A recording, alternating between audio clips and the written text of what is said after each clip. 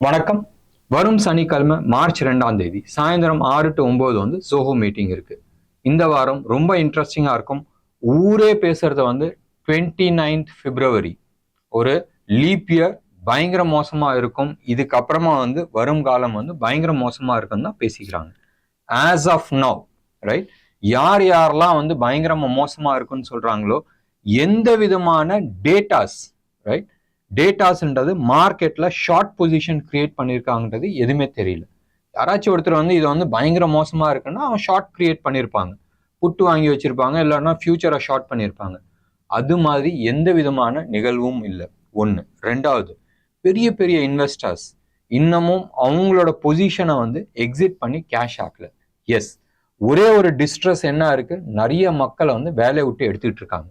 அந்த ஒரு சமாச்சாரத்தை தவிர வேற எந்த விதமான நெகட்டிவ் நியூஸ் வந்து மார்க்கெட் சைட்ல காட்டல. எஸ், இன்ட்ரெஸ்ட் ரேட் இருக்கு, இது எல்லாமே இருக்கு.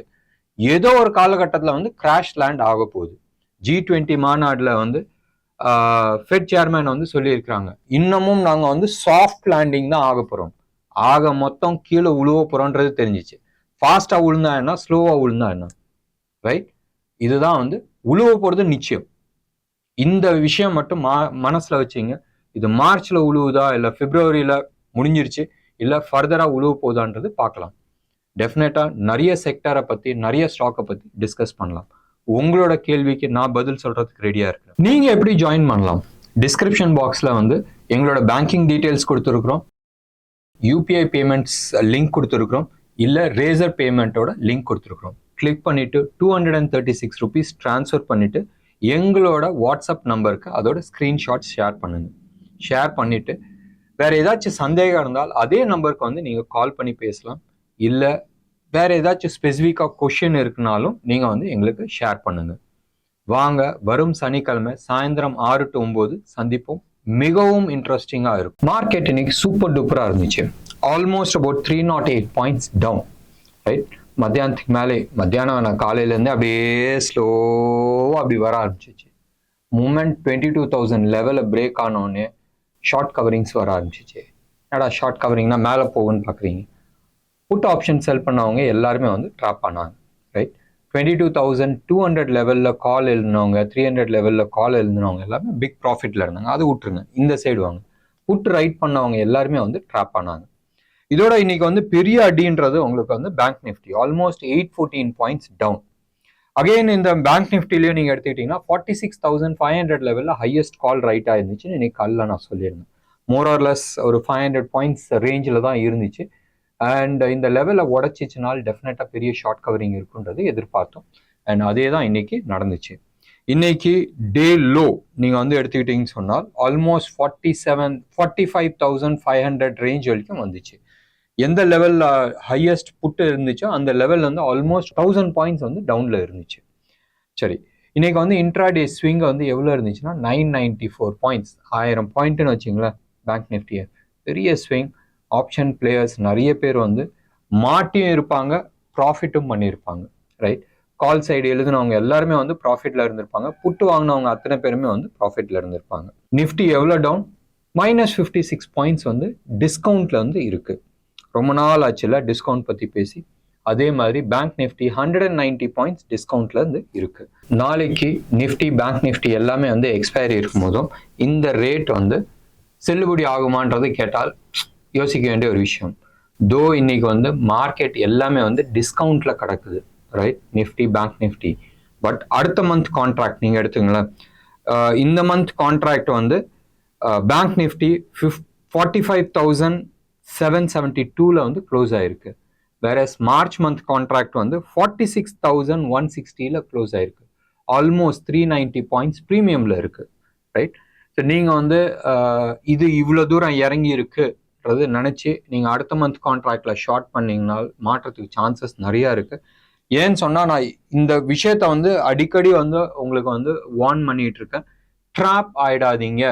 மார்க்கெட்ல பெரிய டவுன் வந்தாலும் இது வந்து மோர் ஆஃப் எ பயம்படுத்துறதுக்கான சமாச்சாரம் தான் நடந்துட்டு இருக்கு. இன்னைக்கு வந்து எடுத்து பார்த்தீங்கன்னா மோஸ்டா ஏஷியன் மார்க்கெட் எல்லாமே வந்து ஓரளவுக்கு பாசிட்டிவா இருந்துச்சு. இந்தியன் மார்க்கெட் டவுன் ஆனதுக்கு அப்புறமா தான் யூரோப்பியன் மார்க்கெட் டவுன் ஆச்சு. அண்ட் யூஎஸ் மார்க்கெட் இந்த ப்ரோக்ராம் ரெக்கார்ட் பண்ணிட்டு இருக்கும்போது யூஎஸ் ஃபியூச்சர்ஸ் வந்து நெகட்டிவ்ல இருக்கு. எந்த விதமான பெரிய பயம் கிடையாது. நினைச்சு பாருங்களா, 300 பாயிண்ட் வந்து நிஃப்டியில டவுன் ஆயிருக்கு. 1000 பாயிண்ட், ஆல்மோஸ்ட் 814 பாயிண்ட் வந்து பேங்க் நிஃப்டியில டவுன் ஆயிருக்கு. Top 10 stocks, right, including Reliance 2% down. Top 10 ஸ்டாக்ஸ்ல பாரதி ஏர்டெல தவிர மீதி 9 ஸ்டாக் வந்து நெகட்டிவ்ல இருக்கு. All with 1 or 1.5%, 2% down. ஆனாலும் மார்க்கெட்ல டென்ஷன் எவ்வளோ? ஒன்றும் கிடையாது. 16.33 இந்தியா விக்ஸ் எவ்வளோ பர்சன்ட் ஏறி இருக்கு? 3.84% வந்து ஏறி இருக்கு. ஸோ ப்ராக்டிக்கலி ஸ்பீக்கிங் மார்க்கெட்ல வந்து எந்த விதமான டென்ஷனும் காட்டல.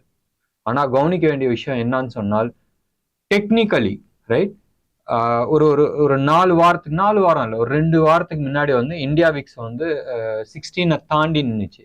அந்த லெவலை வந்து கிராஸ் ஆயிருக்கு. தட் மீன்ஸ் மார்க்கெட்ல வந்து அந்த டென்ஷன் வந்து ப்ரீவியஸ் ஹையை கிராஸ் பண்ணியிருக்குன்னு சொன்னால் அப்சைட் பிரேக் அவுட் இருக்கு, சான்சஸ் இருக்கு, ரைட். ஸோ டெஃபினட்டா இந்தியா விக்ஸ் வந்து வரும் காலத்தில் மேலே ஏறுறதுக்கான வாய்ப்புகள் இருக்கு.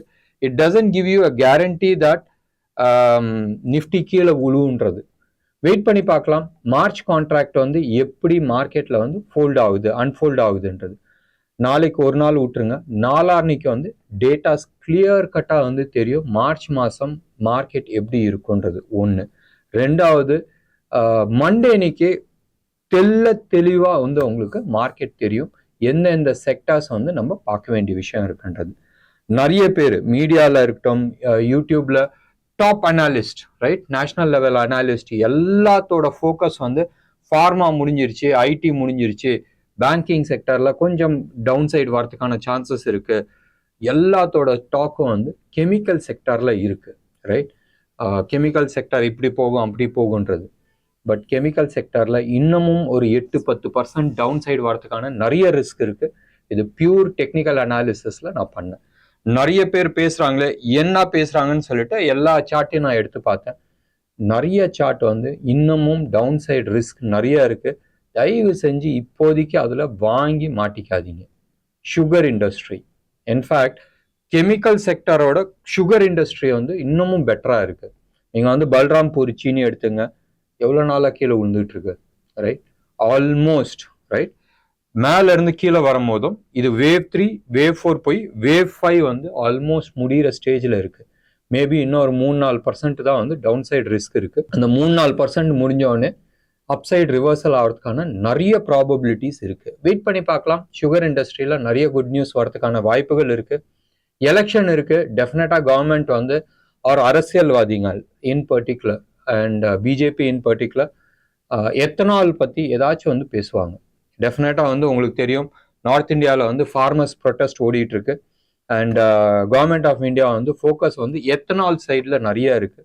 அண்ட் எத்தனால் பத்தி சில இன்ஃபர்மேஷன்ஸ் வரலாம். அப்படி வரும் பட்சத்தில் எல்லா சுகர் ஸ்டாக்கும் அப்சைட் ரிவர்ஸ் ஆகிறதுக்கான பாசிபிலிட்டிஸ் இருக்கு. எனக்கு தெரிஞ்சு கெமிக்கல் ஸ்டாக்கோட சுகர் ஸ்டாக் வந்து இன்னும் பெட்டரா இருக்கு. டிஸ்கஸ் பண்ணலாம், ரைட். ஒரு 2-3 நாள் போட்டும் நம்ம அதை பத்தி டிஸ்கஸ் பண்ணலாம். அண்ட் இதே மாதிரி நிறைய ஸ்டாக்ஸை பத்தி ஆர் செக்டார்ல எந்த செக்டார் எந்த ஸ்டாக் எப்படி நம்ம கையாடலான்றது ஜோஹோ செஷன்ல இந்த வாரம் நிச்சயமா பேசுவோம். மந்த்லி எக்ஸ்பைரி அண்ட் நிறைய விஷயத்த டிஸ்கஸ் பண்ணலாம். ஆஃப்லேட் ஜோஹோ செஷனை பத்தி ஒரு சில நியூஸ்லாம் பார்த்தேன். அண்ட் இன்னைக்கு வந்து ஆன்லைன்ல நிறைய இடத்துல போய் பார்த்தேன். இன்ட்ரெஸ்டிங்காக இருந்துச்சு. என்ன இன்ட்ரெஸ்டிங்னு சொன்னால், எங்க ஓன் வீடியோஸ் நிறைய ட்விட்டர்ல அது வந்து ஒரு வீடியோவா போயிட்டு இருக்கு. அண்ட் லைவ்ல ஓட்டி இருக்கிறாங்க. நம்ம வந்து இங்க ஜோஹோ போடுறத வந்து அது லிங்க் எடுத்து அங்க வந்து ட்விட்டர்லயோ இல்லை ஃபேஸ்புக்லயோ இல்லை யூடியூப்லயோ வந்து லைவ்ல ஓட்டி இருக்கிறாங்க. இன்ட்ரெஸ்டிங். ஒரு விதத்துல வந்து சந்தோஷமா இருக்கு, இன்னொன்று விதத்துல கொஞ்சம் வருத்தமா இருக்கு. இந்த 200 ரூபான்றது ஒரு பெரிய அமௌண்ட் கிடையாதுன்றது நான் நம்புறேன். The kind of effort and kind of datas நாங்கள் வந்து ஷேர் பண்ணுறது, யாரெல்லாம் எங்கள் ஆஃபீஸ்க்கு வந்திருக்கிறாங்களோ அவங்களுக்கு தெரியும். The kind of infrastructure and பணம் இன்வெஸ்ட் பண்ணியிருக்கிறது இன் டேர்ம்ஸ் ஆஃப் டேட்டா ஆகட்டும், எங்களோட அனாலிசிஸ் மெத்தட் ஆகட்டும், அண்ட் எல்லாமே வந்து ஓப்பனாக வந்து ஷேர் பண்ணுறோம். நிறைய விஷயத்த எல்லாருமே வந்து நல்லா இருக்கணுன்றது எங்களோட எண்ணம். பேசலாம் இதை பற்றி, டெஃபினட்டாக நம்ம வந்து பேசுவோம். அண்ட் ஒரு 2-3 நாளில் வந்து you will hear lot about it. சரி, நம்ம மெயின் மேட்டருக்கு வரலாம். இந்த சனிக்கிழமை அன்னைக்கு சாயந்தரம் 6 to 9 டெஃபினட்டாக ஜோஹோ மீட்டிங் இருக்குது. நிறைய இன்ட்ரெஸ்டிங் விஷயம் இருக்கும். அண்ட் பார்க்கலாமே, இந்த சனிக்கிழமை அன்னைக்கு பார்க்கலாம். சரி, இன்னைக்கு வந்து ஆல்மோஸ்ட் எல்லா செக்டார்ஸுமே வந்து டவுன். ஆல்மோஸ்ட் எல்லா செக்டார்ஸுமே வந்து டவுன். அண்ட் இன் பர்டிகுலர் நீங்கள் வந்து எடுத்துக்கிட்டீங்கன்னு சொன்னால் ஒரு 3 ஸ்டாக்கு, MFSL, ஹேவல்ஸு, மதர்சன், இந்த 3 ஸ்டாக்கை தவிர மீது எல்லாருமே அந்த F&O ஸ்டாக்ஸில் 198 ஸ்டாக்ஸ் இருக்குன்னு நினைக்கிறேன். இந்த இதில் ஆல்மோஸ்ட் எல்லாமே வந்து நெகட்டிவ். அண்ட் மேஜர் ப்ளீடிங் யாருக்கு? ஐடியா அவங்க வந்து எங்களோட பிஸ்னஸ் வந்து ரிவைவ் பண்ண போகிறோம், 45,000 கோடி கடன் வாங்க போகிறோம்ன்றது ஒரு பேச்சு. ஓனர் வந்து எவ்வளோ போடுறாங்க? 2,000 கோடி உள்ளே போட போகிறோம். நாங்கள் வந்து பேங்க்ஸ்கிட்ட பேசிகிட்டு இருக்கோம், இன்ஸ்டிடியூஷன்ஸ்கிட்ட பேசிகிட்டு இருக்கோம், ஈக்விட்டி இன்வெஸ்ட்மெண்ட்டாக உள்ளே வருது, இதெல்லாம் வந்து பேசியிருக்கிறாங்க.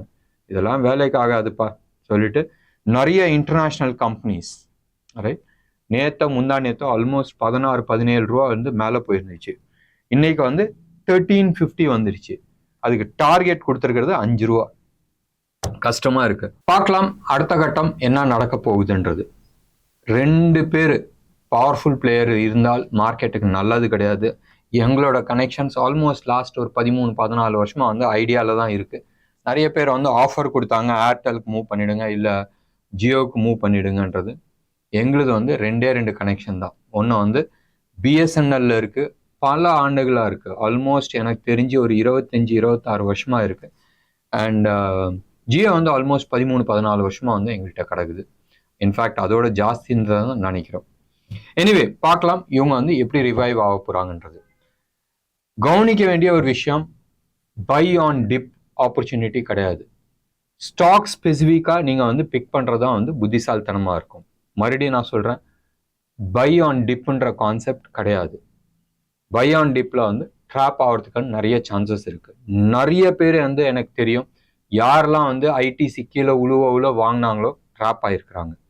ஸோ டெக்னிக்கலாக நீங்கள் வந்து பாருங்கள், இல்லை யாராச்சும் வந்து கன்சல்ட் பண்ணிவிட்டு அதுக்கப்புறமா நீங்கள் வந்து பிக்கப் பண்ணுறது வந்து அட்வான்டேஜ். நான் இப்போ வந்து நான் சொன்னேன், சுகர் ஸ்டாக்ஸ் ரொம்ப நல்லா இருக்குது ரைட். கெமிக்கல் ஸ்டாக்ஸ் நீங்கள் பை ஆன் டிப்பில் வாங்கியிருந்தா என்ன ஆயிருக்கும்? மாட்டியிருப்பீங்க. சுகர் ஸ்டாக்ஸ் எடுத்துங்க, ரேணுகா சுகர்ஸ் ஆல்மோஸ்ட் 14 மாதத்துக்கு முன்னாடி வந்து ஹையட் வச்சாச்சு. Renuka at lower level somewhere around 17-18 ருபீஸில் வந்து பிக் பண்ணது எனக்கு ஞாபகம் இருக்குது. அண்ட் உச்சத்தில் சம்வேர் க்ளோஸ் டு அபவுட் 46-47 ருபீஸில் வந்து எக்ஸிட் பண்ணதும் எனக்கு ஞாபகம் இருக்குது. அண்ட் இதே யூடியூப்பில் வந்து நிறைய தடவை நான் வந்து பேசியிருக்கேன். பட் அதுக்கப்புறமா ரேணுகா சுகர்ஸ் பற்றி நான் பேசவே இல்லை. வாங்கி இருக்கிறேன், ஹோல்டிங் இருக்குது. ஆல்மோஸ்ட் லாஸ்ட் 3 மந்த்ஸாக வந்து ஹோல்டிங் இருக்குது. அண்ட் அந்த ஹோல்டிங் லெவல்ல இருந்து கீழே இறங்கி வந்திருக்கு. எந்த விதமான வருத்தமும் கிடையாது. ஏன்னு சொன்னால் அதோட உச்சம் என்னதுன்றது தெரியும், அதோட ரோட் மேப் என்னதுன்றது தெரியும். அடுத்த ஒரு 2-3 மாசத்துல வந்து ரிவர்ஸ் ஆயிடுன்ற கான்ஃபிடன்ஸ் லெவல் இருக்கு. எப்போ அது வந்து எக்ஸாக்டா ரிவர்ஸ் ஆகுதோ டெஃபினட்டா வாங்குவோம். எங்க ரேணுகா சுகர்ஸோட மந்த்லி சார்ட் எடுத்து பாருங்க. ஆல்மோஸ்ட் 21 மந்த்ஸ் வந்து அப்பாச்சு, 16 மந்த்ஸ் வந்து டவுன் ஆயிருக்கு. எவ்வளோ percentage? 76% in terms of time right. எவ்வளோ மேக்ஸிமம் போகலாம்? 76 தான் மேக்ஸிமம் போகலாம். ஸோ மார்ச் மாதத்தில் ரிவர்சல் ஆகிறதுக்கான எல்லா பாசிபிலிட்டிஸும் இருக்குது. ப்ரைஸ் வைஸ் எவ்வளோ கரெக்ஷன் ஆயிருக்கு? 38 or 40% கரெக்ஷன் ஆயிருக்கு. வேர்ஸ்ட் சினாரியோ எவ்வளோ ஆகலாம்? Probably we are talking about 50% ஆகலாம். ஸோ இன்னமும் டவுன் சைடு எவ்வளோ இருக்குது? ஒரு 8-10% டவுன் சைட் மேக்ஸிமம். ஸோ எந்த அளவுக்கு வந்து ப்ரைஸை நீங்கள் கான்சென்ட்ரேட் பண்ணுறீங்களோ அந்த அளவுக்கு வந்து டைமையும் நீங்கள் கான்சென்ட்ரேட் பண்ணால் உங்களோட என்ட்ரி வந்து கரெக்டாக இருக்கிறதுக்கான வாய்ப்புகள் இருக்குது. பேசலாம் இது பற்றி டெஃபினட்டாக உத்தம்ஸ் பார்வையில் இன்டெப்த் அனாலிசிஸ் பண்ணலாம். இது வந்து post market analysis. So post மார்க்கெட்டோட கொஞ்சம் நிப்பாட்டிக்கலாம். இன்டர்நேஷ்னல் மார்க்கெட் எல்லாமே வந்து நெகட்டிவாக இருக்குது. யூஎஸ் எல்லாமே வந்து ஃப்ளாட் நெகட்டிவாக இருக்குது. இன்னைக்கு வந்து யூஎஸோட இன்ஃப்ளேஷன் டேட்டாஸ் இருக்குது. மோஸ்ட் லைக்லி, மறுபடியும் நான் சொல்கிறேன், மோஸ்ட் லைக்லி அது வந்து ஃப்ளாட்டிஷாக இருக்கிறதுக்கான சான்சஸ் இருக்குது. பாசிட்டிவாக இருக்கிறதுக்கான சான்சஸ் கிடையாது. அதாவது இன்ஃப்ளேஷன் ஏறி இருக்கலாம், ஸ்லைட்டாக ஏறி இருக்கலாம். So data wise, information wise பாசிட்டிவாக இருக்கிறதுக்கான வாய்ப்புகள் மிக கம்மி. சப்போஸ் இன்ஃப்ளேஷன் போன தரையோட கம்மியாக இருந்துச்சுன்னு சொன்னால் சூப்பராக வந்து மார்க்கெட் தூக்கிறதுக்கான வாய்ப்புகள் இருக்குது.